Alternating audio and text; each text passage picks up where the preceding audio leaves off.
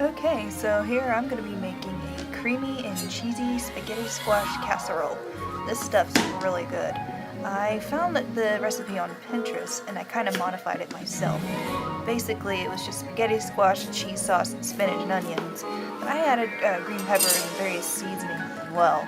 And this meal is packed of vegetables, so there's a lot of vitamins and such, and minerals. So this is a really healthy dinner. You can add meat if you like too. I would love to add grilled chicken to it, but this time I just left out all the meat. Well, here I am. I am scooping out the inside. It's kind of like a pumpkin, this squash. You just clean it out with the fork and use your hand best you can. It doesn't have to be perfect or anything. Just get the best you can because you're going to be baking this. You'll see later how we get the strands out. Save your seeds for when you make snacks out of them. Just clean them off. And now I'm going to spray this pan because we don't want the spaghetti squash to stick to it.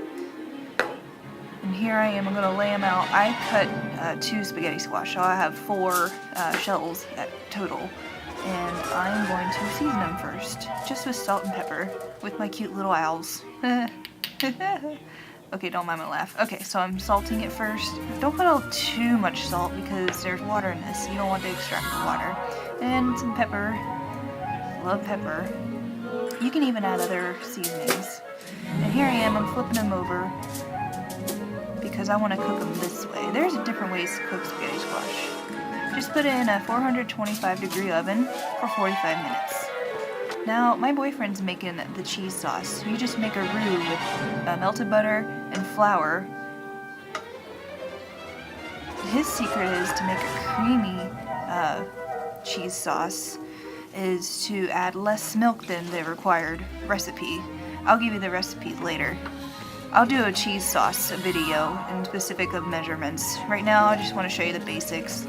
Here's Jesse's mixing the flour, butter, and milk. Once you get a little bit thickened and get the flour all smoothed out, just add cheese. We're using our leftover cheese from salad, and we have a whole other 8-ounce bag of sharp cheddar cheese. We love extra sharp cheddar.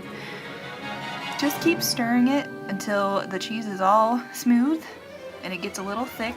Normally you'd have to take it off heat, but we just lowered it. It takes a few minutes, and we like to add various seasonings like onion powder, garlic powder. You can add whatever you want. Of course, salt and pepper as well, which he'll be adding here. I have it in the other video. Some people actually, dry mustards are really, and nutmeg's a good ingredient for cheese sauce, but we didn't have any. So we just did a basic one. Just keep stirring and it gets thickened up, and eventually you just take it off heat. It'll be nice and creamy. Add some Parmesan cheese or sour cream. Look at that. Gorgeous. Alright, so here I am. I'm going to be sauteing the green peppers and onions. I already diced them the night before when I made a salad for our lunch. How about I have a medium-sized onion just diced up, a medium-sized green pepper diced up. You can add like red pepper, orange pepper, yellow pepper, whatever you want. You can add any vegetables, broccoli, squash, whatever you want. This is it. This is a meal where you can put whatever vegetables you want in. As long as you have that spaghetti squash, that's the main thing. I added a little more oil because it wasn't too wet, because I want to add seasonings. You know, the seasonings, their flavors brought out more when you add oil or butter. I just did salt and pepper with my cute little owls again. I'm going to be adding garlic powder. Of course, garlic powder is our favorite seasoning. Yeah, we use minced garlic too, but sometimes we don't have that on hand. And of course, onion powder. I know I have onions in it, but you know, it just is really good. I use a little bit of paprika. Gives it that little nice red color. I like the taste of it too. And parsley flakes, of course. Again, you can add whatever seasoning you want. This is just what my boyfriend and I prefer. And I'm going to use just a teeny bit of red pepper, ground red pepper. I don't take spice very well, unfortunately. Yeah, I barely put any in. That was pointless, I know. Just go ahead and stir it around on medium-high heat until you get it down to, well, basically when the onions get a little translucent. Here I am adding the cheese sauce Jesse made. So creamy, so delicious. And I'm just going to mix it in there. just like that. Spinach. Gotta have the spinach. I just got a whole bag of the spinach. I'll tell you the measurements later. At first I was just using half a bag. And don't worry, just do a little at a time and just stir in the cheese. Just be careful. You'll eventually get it all stirred in there. I'm gonna add some Parmesan cheese into the mix. Again, I'll do measurements in the description. Some, like a little bit of sour cream. This is just some I had left over, just to give it some texture, flavor. Oh, there's Apollo. He's quite adorable. But the sour cream will help make it a little more smooth. Or you can add a little more milk if you think it's a little too thick. Just stir it in until it's all mixed. And then you'll have the end product. I ended up using the whole bag of spinach. Alright, the spaghetti squash is done. It's very hot, so wear a glove.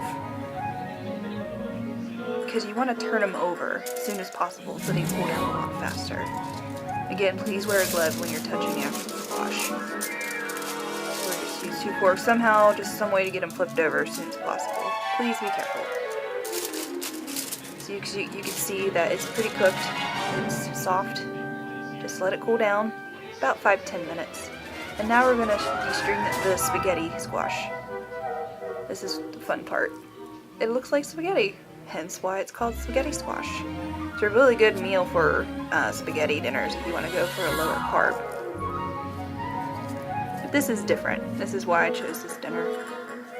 So you just pretty much do exactly what I'm showing you. Just scoop it out and break it up and scoop it out into the pan. Get as much as you can into the pan till you just have the shell, and you just stir it right in there.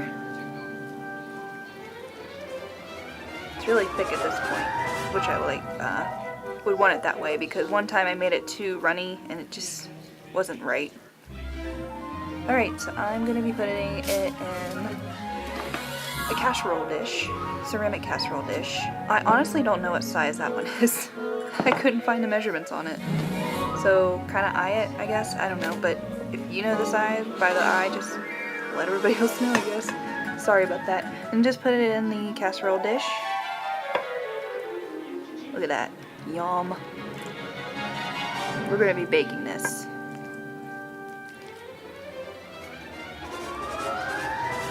And just to add on a little bit of top, just a little bit of Parmesan cheese. And I'm going to add some mozzarella cheese. Now again, you can put however much you want. If you want the whole bag of mozzarella cheese on the top, go for it. If you want more Parmesan cheese or more seasoning, go for it. Put it in a 350-degree oven to turn it down. And I would say cook it about 20-25 minutes. Here's the end product. Look at that cheesy goodness. It's like spaghetti, but cheesy. Can't have good spaghetti dinner without some wine. It's not really a spaghetti dinner, but I really like red wine now. I used to not like it, especially dry wine, but I'm acquiring its taste. I'm really enjoying it.